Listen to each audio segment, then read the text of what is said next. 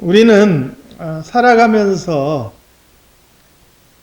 가끔 우리가 이해할 수 없는 일들을 만나죠. 우리의 이해와 계산을 뛰어넘는 일들을 만날 때 사람들은 기적이다라고 이야기를 합니다. 아무 것이나 기적이란 말을 붙이지 않죠. 예전에 한국 뉴스에 나온 에피소드가 하나 있는데요. 새벽에 어느 집에 강도가 들었어요. 근데 그 집에 애엄마가 강도를 때려잡은 거예요. 근데 이제 기자들이 쫓아가서 인터뷰를 한 거예요. 어떻게 잡을 수 있었냐? 그랬더니 이 애엄마 말이 새벽에 술 취해서 들어온 남편인 줄 알았대.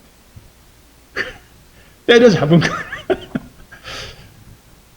애엄마가 강도를 잡았는데 사람들이 웃기는 웃었지만 그걸 기적이라고는 말 안 해요. 그냥 웃으면서 어이없어 하면서 그러면서도 있을 수 있다라는 생각도 한편에서는 하는 거예요. 그런데 우리가 지난번에도 같이 기도해 주셨지만 내일 기계를 떼고 심정지가 올 상황에서 금요일 밤에 극적으로 심장 이식 수술을 하게 된 이종호 선교사님의 그 일을 접한 모든 사람들이 공통적으로 다 기적이다 이렇게 이야기해요.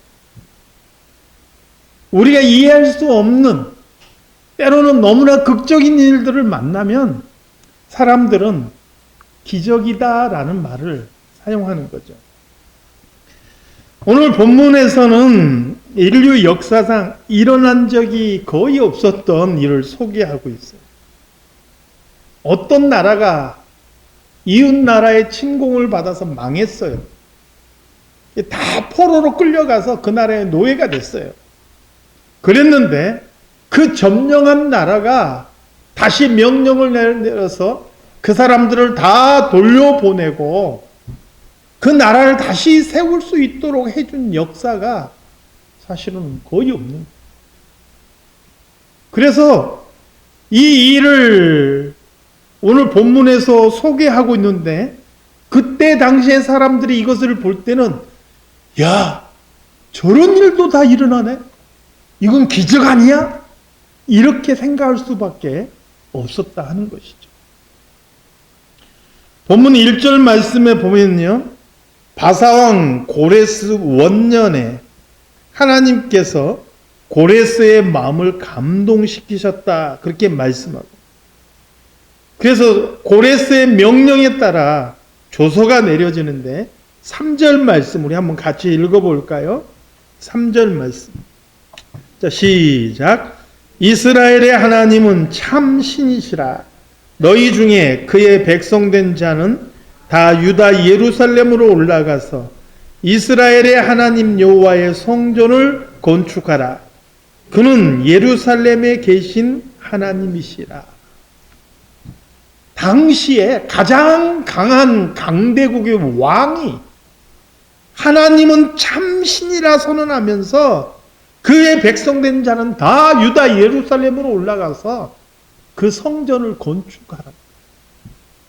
성전을 건축한다는 것은 그 민족의 정체성을 인정해주고 그들이 새롭게 그 정체성대로 나라를 세울 수 있도록 허락한다라는 의미인 거죠.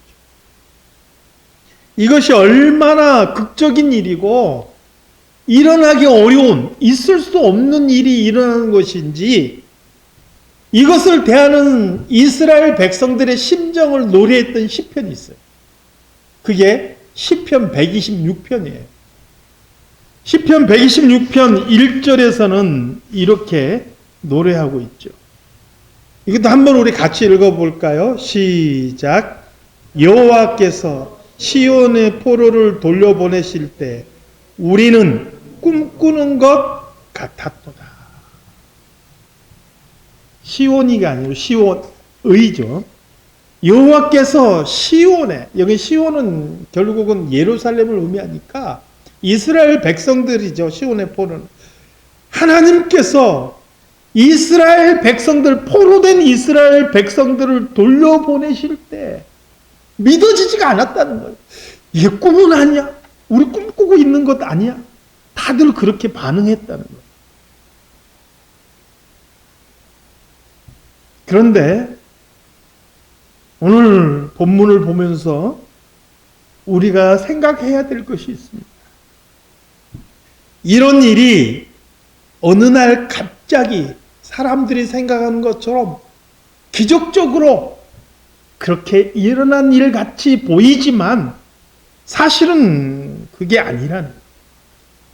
인간의 생각으로는 기적과 같은 일이고 일어날 수 없는 일이 일어난 것 같지만 사실 이 일은 하나님의 역사 속에서 하나님의 계획 가운데 이루어진 일이라는 거예요.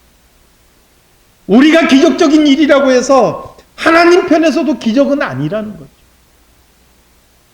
이제 말씀을 네 군데를 차례대로 살펴보면서 제가 설명하도록 하겠습니다. 먼저는 예레미야 25장 11절 말씀인데요. 함께 같이 읽도록 하겠습니다. 예레미야 25장 11절 말씀 시작. 이 모든 땅이 폐허가 되어 놀랄 일이 될 것이며 이 민족들은 70년 동안 바벨론의 왕을 섬기리라.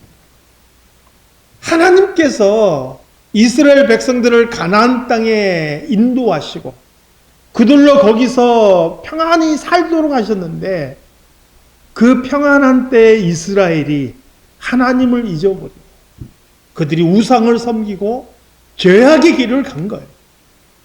하나님께서 많은 선지자들을 통해서 경고하시고 돌아오라 외치지만 그들은 결코 그 선지자들을 듣지 않아요. 오히려 하나님께서 보내신 선지자들을 죽이는 거예요.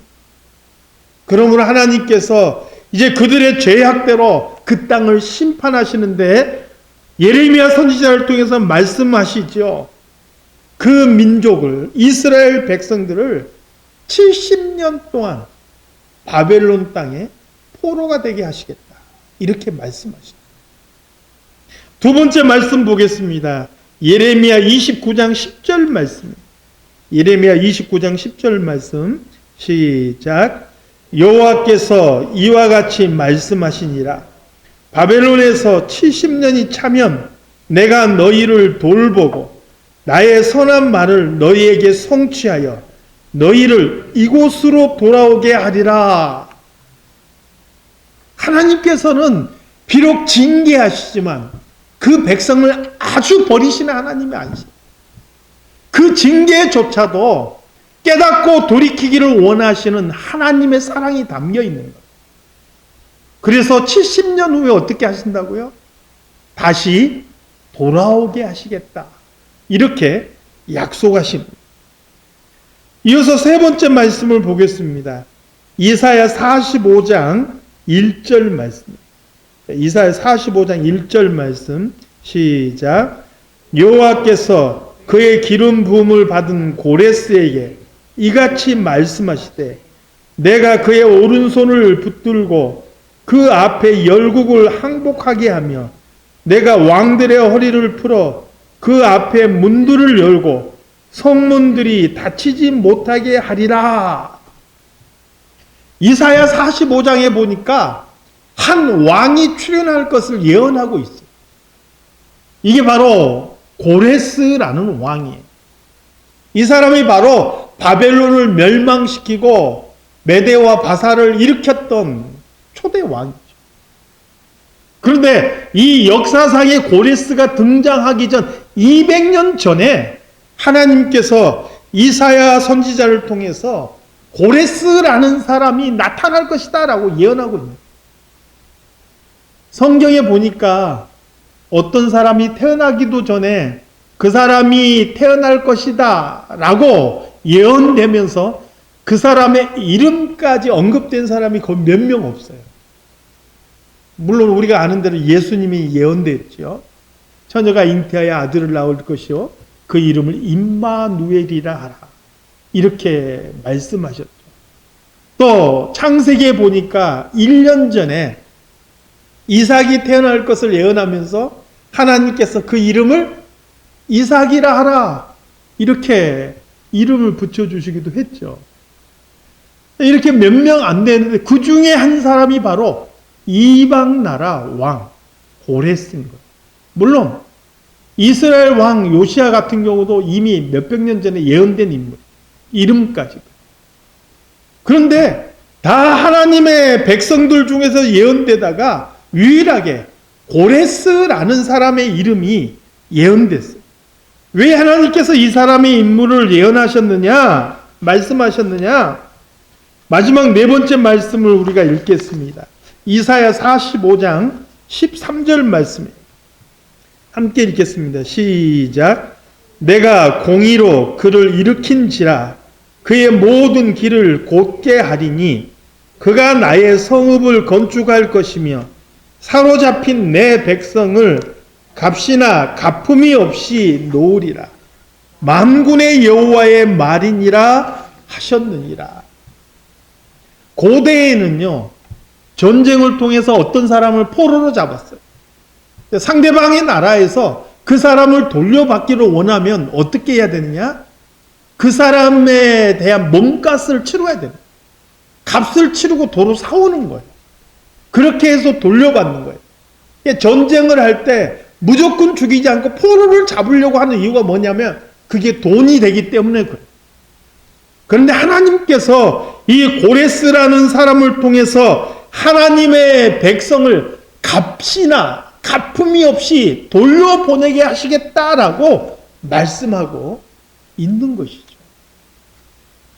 그리고 이 하나님의 말씀하신 대로 오늘 본문에 보니까 고레스가 조서를 내려서 하나님의 그 계획 속에서 이스라엘 백성들을 돌려보내고 있는 것을 보게 됐죠.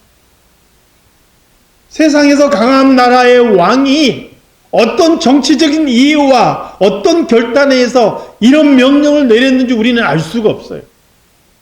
당시의 정치적인 배경을 우리가 깊이 알지 못하기 때문에. 그러나 세상을 움직이는 왕이 명령을 내리고 그 왕의 명령에 따라 세상이 움직여지는 것 같은데 실상은 하나님의 뜻과 계획 속에서 사용되는 존재이더라 하는 거예요. 세상은 강한 사람이 이끌어가는 게 아니고 세상을 어떤 강대국의 권력 있는 자가 이끌어가는 게 아니고 하나님께서 하나님의 뜻에 맞게 하나님의 역사를 이끌어 가신다라는 것을 우리에게 보여주고 있는 것이죠. 하나님께서는 미리 계획하시고 준비하시고 하나님의 때에 그 일을 이루십니다. 인간의 생각으로는 갑작스럽고 기적적인 것 같지만 하나님께서는 그의 뜻하신 대로 이루어 가시는 하나의 과정입니다. 이 모든 것을 하나님께서는 이스라엘 백성들에게 이미 말씀하셨어요. 선지자들을 통해서. 그래서 예레미야 선지자를 통해서 유다가 멸망할 당시에 이 유다의 멸망과 포로는 하나님의 징계이므로 너희가 이것을 달게 받으라. 이 하나님의 징계에 순종하면 내가 너희를 다시 돌아오게 하시겠다. 이렇게 외치신 거예요. 그러나 이스라엘 백성들은 이것을 믿지 못하고 순종하지 못했어요. 자꾸만 자기 방법으로 문제를 해결해 보려고 길을 쓴 거예요. 그래서 취한 방법이 뭐냐? 성경에서 금지하신 애굽이란 나라와 동맹을 하는 거예요. 왜 이렇게 합니까? 하나님의 말씀을 못 믿기 때문에. 믿지 못해서 그래요. 못 믿는 이유는 서두에 이미 말씀드렸어요. 어떤 나라도 망해서 포로가 됐는데 점령한 나라에 의해서 다시 돌아와 그 나라를 재건한 역사가 없기 때문이에요. 그러니까 바벨론이 우리를 공격해서 우리가 망하면 끝이다. 이렇게 생각했다는 거예요. 다시 돌아온다는 것은 아무리 선지자가 말하지만 그것은 불가능한 일이다. 이렇게 생각했다는 거예요. 그러나 우리는 알아야 됩니다. 우리가 생각할 때 불가능한 일이고 우리의 계산으로 할 수 없는 일이라 할지라도 하나님께서 불가능한 일은 아니라는 거예요. 왜요? 우리 하나님은 바로 전능하신 하나님이시기 때문에. 이스라엘 백성들은 이 전능하신 하나님을 신뢰하지 못했기 때문에 자꾸 하나님의 뜻과는 다른 선택을 하는 거예요. 성경에 보면은요, 그런 일들이 얼마나 많이 우리에게 소개되고 있는지 모르겠어요. 대표적인 인물을 한번 예를 들어볼까요? 믿음의 조상이라 일컬어졌던 아브라함조차도요, 하나님을 온전히 신뢰하지 못했던 때가 있어요. 하나님께서 내 몸에서 난 자로 내가 하늘의 별과 같이 바다의 모래와 같이 내 자손을 번성하게 해주겠다. 이렇게 약속을 하셨어요. 그런데 아브라함이요, 고향 땅을 떠난 지 10년이 지났는데도 아들이 없는 거예요. 마음이 불안하고 답답한 거예요. 그래서 사라의 부추김이 있었지만 본인이 예스하지 않으면 사실은 있을 수 없는 일이죠. 사라의 몸종을 하가를 취해서 아들을 낳았어요. 그 아들이 누구예요? 이스마엘. 이 이스마엘은 하나님께서 약속하신 약속의 아들이 아니에요. 이 이스마엘은 하나님께서 약속하신 약속의 아들이 아니라 아브라함이 하나님을 끝까지 신뢰하지 못하고 성급한 마음에 인간적인 방법으로 낳게 된 그런 아들인 거예요. 하나님께서 그런 아브라함에게 13년 동안 침묵하시다가 그가 99세 때 하나님께서 아브라함에게 나타나셔서 말씀하십니다. 아브라함아, 너는 내 앞에서 행하여 완전하라. 나는 전능한 하나님이죠. 사랑하는 성도 여러분, 우리가 하나님의 전능하심을 믿지 못하면은요, 하나님의 말씀을 순종할 수가 없어요. 왜요?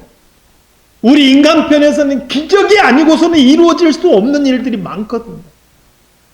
그러나 우리가 하나님의 전능하심을 믿고 신뢰한다면 우리가 이해되지 않아도 우리가 계산할 수 없는 일이라 할지라도 순종할 수 있어요. 전능하신 하나님의 그 계획 속에서 그 일이 이루어질 것임을 믿기 때문에. 사랑하는 성도 여러분, 오늘 저와 여러분은요, 하나님의 역사 속에서 그분의 계획하심 속에 들어있는 하나님의 백성들인 줄로 믿습니다. 징계하셨지만 70년 만에 그 약속대로 다시 이스라엘을 회복시키신 하나님, 그 하나님께서 오늘 저와 여러분의 삶도 하나님의 계획대로 이끌어 가실 줄로 믿습니다. 그러므로 우리가 해야 될 일은 뭐냐? 그 하나님의 전능하심을 믿고 말씀에 순종하는 삶을 사는 거예요. 그게 복이에요.